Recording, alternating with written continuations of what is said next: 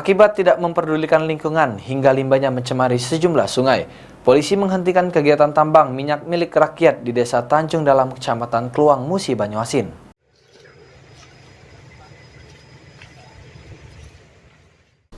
Inilah ribuan ton minyak mentah yang ditampung dalam perusahaan kolam terpal di Desa Tanjung Dalam, Kecamatan Kluang, Musi, Banyuasin, yang ditemukan tim gabungan Pemkab, Polres, dan Dandim 0401 Muba.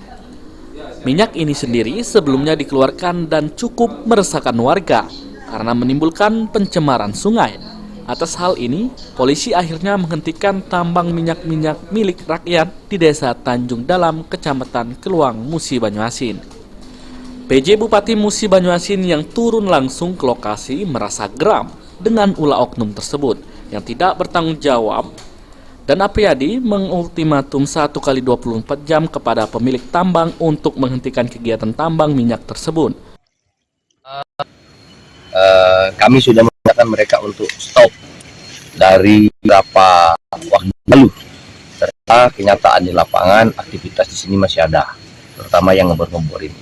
Oleh karena itu, kita kasih waktu 1 kali 24 untuk menghentikan semua aktivitas yang namanya pengeboran, ya.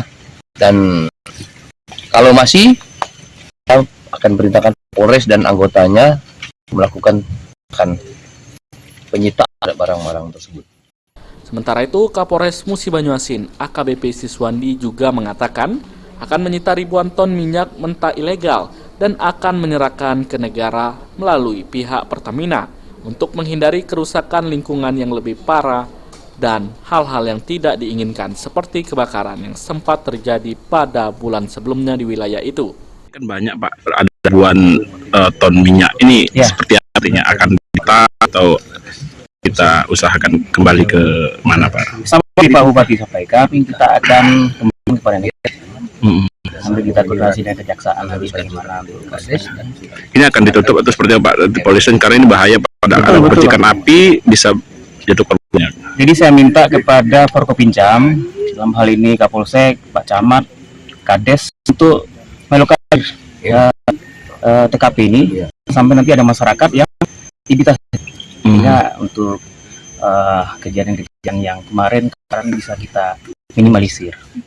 Ruzi Iskandar, PAL TV.